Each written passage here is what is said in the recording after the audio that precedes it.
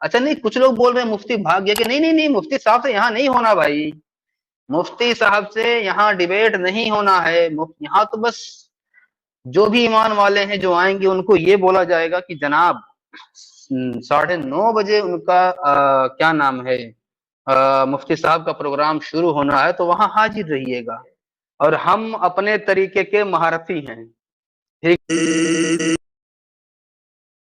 نہیں کر پاؤ گے. آج آپ اس نیت سے آئے تھے، مجھے معلوم ہے، مجھے معلوم ہے. یہ صاحب آج بیٹھے ہوئے ایک اسٹریم پر کہہ رہے تھے، ایک صاحب نے مجھے جو ہے وہ ویڈیو بھیجی کہ میں تو ایک ایسی دلیل لے کر جا رہا ہوں مفتی صاحب کو پہلے ہی وکٹ میں پہلی بال میں بولڈ کر دوں گا. اسی لیے میں نے اگر ایک بات بتاؤ، اسی آیت سے ثابت ہوتا ہے کہ اسلام میں فورس کنورژن نہیں ہے، چونکہ جب سامنے والے نے جزیہ دے کر آپ کا سبمیشن قبول کر لیا تو اس سے تو کلمہ پڑھوانا بہت آسان تھا، اس سے کلمہ کیوں نہیں پڑھوا رہے؟ کیوں اس کا جزیہ لے لیا؟ اگر فورس کنورژن اسلام، ایک منٹ، اگر فورس کنورژن اسلام میں ہوتا تو جن لوگوں نے جزیہ دے کر اسلام کی یا مسلمانوں کی ماتحتی قبول کر لی، ان کو تو تلوار کی، ان سے تو کچھ بھی نہیں کرنا تھا، ان کو تو آنکھیں دکھانی تھی، چلو بھائی کلمہ پڑھو جلدی سے، کوئی بات نہیں ہو رہی ہے. یہ کیا کہا جا رہا ہے؟ چونکہ سبمیشنز انہوں نے سرنڈر کر دیا، لہذا مزید جنگ نہیں ہوگی، حتی یعطوا الجزیۃ عن ید وہم صاغرون. اب بتاؤ اس میں کیا مسئلہ ہے؟ اسی آیت سے ثابت ہو رہا ہے کہ اسلام میں فورس کنورژن نہیں ہے. جی مرزا غالب صاحب، کیا حال چال ہیں؟ السلام علیکم جناب. وعلیکم السلام، سب ٹھیک ٹھاک؟ جی بڑھیا، ابھی تک تو چلیں صحیح ہے، تھوڑا بہت اندازہ ہو رہا ہے.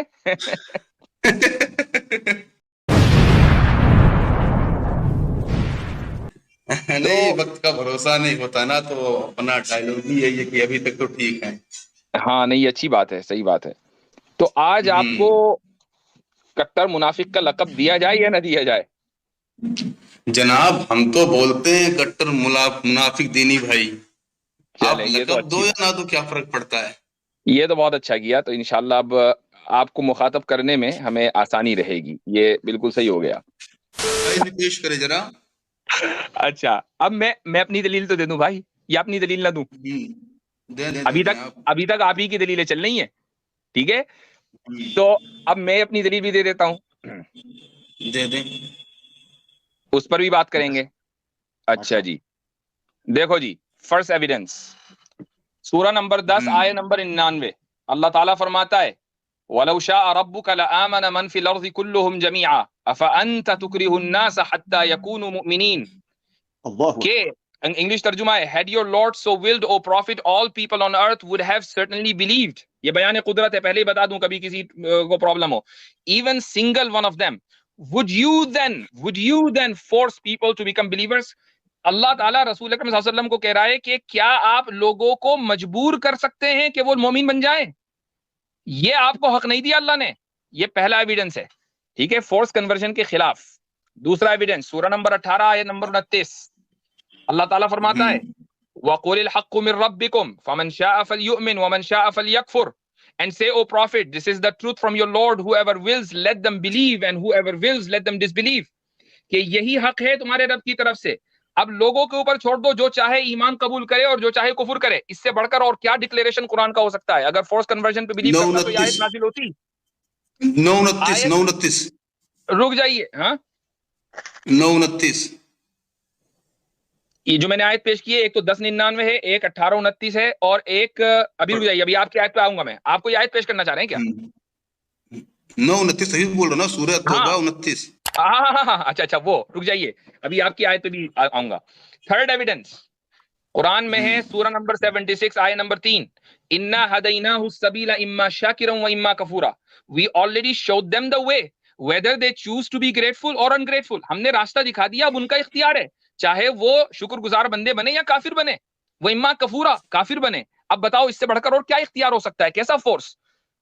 اور اس کے بعد چوتھا آرگیومنٹ، رک جاؤ بھیا، چوتھا آرگیومنٹ تو سن لو یار. آیت سورہ نمبر 50 آیت نمبر 45، اللہ تعالیٰ کہتا ہے نحن اعلم بما یقولون وما انت علیہم بجبار فذکر بالقرآن من یخاف وعید. We know best what they say. ہمیں اچھی طرح پتا ہے وہ کیا کہہ رہے ہیں، یعنی کافی لوگ کیا کہتے ہیں ہمیں پتا ہے، اللہ کہہ رہا ہے. And you, O Prophet, are not there to force them. او محمد صلی اللہ علیہ وسلم آپ کو وہاں ان کو مجبور کرنے کے لیے نہیں بھیجا گیا کہ وہ ان کو مجبور کر کے ایمان قبول کروائیں. So remind with the Quran only those who fear by my warning. لہٰذا جو لوگ میری وعید سے ڈر رہے ہیں آپ ان کو قرآن کے بارے میں بتا دیں. آپ کا کام بتا دینا ہے, آپ کا کام فورس کنورژن نہیں ہے. وَمَا أَنْتَ عَلَيْهِمْ بِجَبَّارٍ. اب آج کوئی لائن نہیں چھوٹے گی, آج ہر لائن کو پکڑا جائے گا. آج تو ہر لائن کو پکڑا جائے گا. نہیں کوئی مسئلہ نہیں, مجھے فرق نہیں پڑتا جناب. تو اب میں نے پہلے بھی کہا کہ میں نے اس سوال کا جواب دے دیا. مجھے معلوم ہے کہ آپ تسلیم نہیں کرو گے چونکہ آپ کو سمجھ میں نہیں آ رہا ہے, اس لیے تسلیم نہیں کرو گے. اب ظاہر ہے کہ اس کو ہم پبلک کے اوپر چھوڑ دیتے ہیں. اب آپ کی کوئی اور دلیل, آپ کے ترکش میں کوئی اور تیر ہو تو چلاؤ, دیکھتے ہیں. چلاتے ہیں جناب. ایک منٹ, یہ کون سی ہے؟ اچھا ہاں, قبل اس کے کہ آپ وہ تیر چلاؤ, یہ جو میں نے اتنی ساری آیتیں پڑھی تھی ابھی, اس کے بارے میں کیا خیال ہے؟ اس کے بارے میں یہی خیال ہے کہ بعد میں صحاباؤں نے کیا عمل کیا میں وہ آپ کو دکھا رہا ہوں, اور 929 بھی اسی لیے ہی میں نے آپ کو دکھایا تھا. آپ کو ان آیتوں پر کوئی اعتراض ہے؟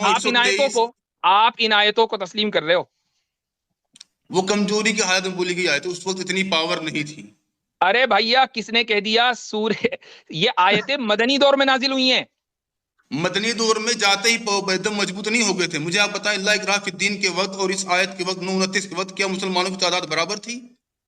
اچھا میں نے لا اکراہ فی الدین آیت پیش کی, چلے کوئی نہیں. جو آپ نے 1099 کون سی پیش کی تھی, کیا اس وقت 929 کے وقت اور میں یہ بھی بتا دوں برابر تھی؟ اور میں یہ بھی بتا دوں کہ میں نے جان بوجھ کر پیش نہیں کی, ورنہ سارے مسلمانوں کی زبان پہ سب سے پہلے لا اکراہ فی الدین آتی ہے. مجھے معلوم ہے کہ آپ اپنے ترکش میں کون سا تیر لائے ہوئے ہیں, پہلے ہی گن لیے تھے میں نے, سمجھے؟ آیتیں پیش کی, ٹھیک ہے, تو اس وقت اس لیے لا اکراہ فی کیا الدین تو میں نے پیش مسلمانوں کی کی تعداد نہیں. برابر تھی؟ چاہے برابر ہو اسرابر ہو, مدینے میں آ کر جہاد کی اجازت مل گئی تھی. سن 2 ہجری میں جہاد کی اجازت کا حکم نازل ہو گیا تھا. اب چاہے پوری قوم کو فورس کنورژن کیا جائے یا ایک آدمی کو, اگر فورس کنورژن کی اجازت ہوتی تو اجازت دے دی جاتی. وہ اجازت کبھی قرآن نے منسوخ نہیں کی. چلو میں کہتا ہوں کہ شروع میں دے دی تھی, چلو میں کہتا ہوں شروع میں دے دی تھی, جب طاقت ہو گئی تو اس وقت منسوخ کر دینا چاہیے تھا. مجھے وہ ناسخ پیش کر دو, ناسخ پیش کر دو ان ساری آیتوں میں آپ کو دکھا تو رہا ہوں, 929 دکھا رہا ہوں, پھر اس کے بعد آپ 973 بھی بولیں گے. وہ ناسخ نہیں ہے, وہ ناسخ نہیں ہے. جو بھی ہوں بعد میں جس پہ صحاباؤں نے عمل کیا میں وہ دکھا رہا ہوں آپ کو. اللہ تعالیٰ ایز اے فنڈامنٹل پرنسپل یہ کہہ رہا ہے کہ اے محمد ما انت علیہم بجبار, آپ فورس کنورژن نہیں کر سکتے. اس سے بڑھ کر اور کیا آیت ہوگی بھائی؟ خود قرآن نے کہہ دیا کہ آپ فورس کنورژن نہیں کر سکتے. وہ کہاں تک سمجھ میں آ رہی ہے, لیٹ دم ڈیسائیڈ. آپ کو سمجھ میں آنے والا نہیں ہے, لیکن اس کے باوجود میں آپ کو ایک اور چیز سمجھانے کی کوشش کرتا ہوں. مان لیجئے جنگ چل رہی ہے, ٹھیک ہے, اب سوال یہ کہ جنگ کب تک چلے؟ کہیں اور جناب 929 923 کچھ بولیے تو صحیح, ایسا تھوڑی ہوتا ہے. اسی پر تو بول رہا ہوں میں, اسی پر بول رہا ہوں. سوال یہ ہے کہ جنگ کب تک چلے. وہ ایک منٹ, وہ آیت میں سامنے 929 دوبارہ لے کر آتا ہوں. یہ رہی, نہیں یہ نہیں, یہ. اب دیکھیں اس میں جو ہے قاتل الذین لا یؤمنون, قاتلو ایک تو اقتلو نہیں ہے, ٹھیک ہے, قاتلو ہے. اقتلو اور قاتلو کا فرق پتا ہے آپ کو؟ زبردست ماشاءاللہ. ترجمے میں چل رہا ہوں فرق پتا ہے آپ کو اقتلو اور قاتلو کا؟ ترجمے مجھے فرق بتائیے جناب, عربی مجھے فرق مت بتائیے. قاتلو کا مطلب ہے کہ آپس میں جنگ کرنا, یعنی ادھر سے بھی حملہ ہو رہا ہے ادھر سے بھی حملہ ہو رہا ہے. اب سوال یہ کہ مسلمان آرمی کو یہ گائیڈ لائن دینی ہے کہ بھئی حملہ کب تک جاری رکھنا ہے, حملہ کب تک جاری, کیسے ہم سمجھیں کہ سامنے والے نے سرنڈر کر دیا. اقتلو نہیں, اقتلو کا مطلب ہے قتل کرو. قتل کرنے کی بات نہیں ہو رہی ہے, قاتلو کی بات ہو رہی ہے. سامنے والے نے بھی حملہ کیا ہوا ہے, ادھر سے بھی حملہ ہو رہا ہے. اب اللہ تعالیٰ نے کہا حتی یعطوا الجزیۃ عن ید وہم صاغرون. میں اس کو ثابت کرنا چاہ رہا ہوں. اب دیکھو آپ, یہ ہے جناب ترجمہ پڑھ کے بولیے نا. آپ تو کچھ بھی جھوٹ بھی بولیں گے عربی میں, کیا سمجھوں گا؟ آپ عربی میں جھوٹ بھی بولو گے, میں کیا سمجھوں گا؟ مجھے معلوم ہے آپ, میں سچ بھی بولوں گا آپ سمجھ ہی نہیں رہے ہو کچھ بھی. اب میں بتا رہا ہوں آپ کو, ترجمہ ہی کر کے بتاؤں گا. آپ ترجموں کو ہر بار سائڈ کر کے بات کریں, پھر ترجمہ کو جھوٹ بولتے ہیں. ارے یار میں ترجمہ ہی کر رہا ہوں بھائی, میں ترجمہ ہی کر رہا ہوں. میں آپ کو بتا رہا ہوں آج آپ کی عربی کی کلاس ہے, اس کو بتائیں نا. آج آپ کی لاجک کی, عربی کی, فلسفی کی, ہیومن رائٹس کی, سب کی کلاس ہے, مجھے پتا ہے. یہاں پر قرآن کریم کی اس آیت میں حتی یعطوا الجزیۃ عن ید وہم صاغرون, حتی کا لفظ آیا نہیں آیا؟ حتیٰ کا لفظ آیا, حتیٰ یعطوا الجزیۃ, حتیٰ یعطوا الجزیۃ, حتیٰ کا لفظ آیا, آیا, سنائی دے رہا ہے حتیٰ کا لفظ آیت نمبر 29 میں, ہاں یا نا؟ حتیٰ اچھا یہ حرف ہوئی ہے, ارے یہاں نہیں, آیت 29, آیت 29 سورہ توبہ میں حتیٰ یعطوا الجزیۃ, حتیٰ یعطوا الجزیۃ عن ید وہم صاغرون, حتیٰ کا لفظ ہے جناب, مجھے ترجمے سے ہی بات کر لیں. حتیٰ کا لفظ ہے, ہاں یا نا؟ حتیٰ کا لفظ ہے, حتیٰ پہ مت جائیں آپ, حتیٰ مت جائیں, ترجمہ بولے ترجمے جھوٹے ارے ہیں. حتیٰ اکھاڑنا ہے بھیا آپ کا, اسی لیے حتیٰ کے اوپر بات ہو رہی ہے. ترجمہ حتیٰ کا لفظ, بات کریں نا حتیٰ آپ. کا لفظ موجود ہے یا نہیں؟ چلو ٹھیک ہے, آپ کو اس وقت آئی نو کہ آپ اپنے سینسز کھو چکے ہو, لیکن عوام کو سمجھ میں آ رہا ہے رکھ کے نا. بات کریں نا آپ. ارے میں ترجمے پر واپس آؤں گا, ابھی اسی جگہ جا رہا ہوں. پہلے میں آپ کو حتیٰ کے لفظ کے بارے میں بتا دوں. حتیٰ حرف جر یدل علی الانتہاء ای انتہاء الغایۃ الزمنیہ. حتیٰ حرف جر ہے, یعنی اس کو انگریزی میں پریپوزیشن بولتے ہیں, جو اس کو بیان کرنے کے لیے, جو لمٹ کو, اینڈنگ کو بیان کرنے کے لیے آتا ہے, یعنی کسی پیریڈ آف ٹائم کے اینڈنگ کو. اب اس حتیٰ کو سمجھنے کے بعد اب یہاں پر یہ آیت نمبر 29 دوبارہ میں آپ کے سامنے پیش کر رہا ہوں. یہ رہی آیت, یہاں پر دیکھو یہ حتیٰ, حتیٰ یعطوا الجزیۃ عن ید وہم صاغرون. تو لوگوں کو یہ کہا جا رہا ہے, مسلمانوں کو, کہ بھئی دیکھو جنگ اگر ہو رہی ہے, سامنے والے نے حملہ کیا, تم نے حملہ کیا, آپس میں جنگیں چل رہی ہیں, جنگ تو ہوگی, ظاہر ہے کوئی بھی نظام ہوگا تو جنگ ہوگی, تو کوئی بھی آدمی جنگ کے خلاف نہیں بول سکتا. سنیے, جنگ ہو رہی ہے, قاتلو کے معنی جنگ کے ہیں.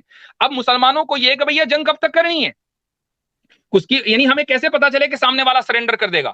تو سرنڈر کی یہ لمٹ بیان کی گئی, حتیٰ یعطوا الجزیۃ, کہ جنگ یہاں تک چلے گی, اس کے آگے نہیں چلے گی. جنگ کو فوری طور پر روک دینا ہے, چونکہ سامنے والے نے سرنڈر کر دیا ہے. جنگ کا مقصد یہ ہوتا ہے کہ آپ اپنے دشمن کو سرنڈر کروائیں.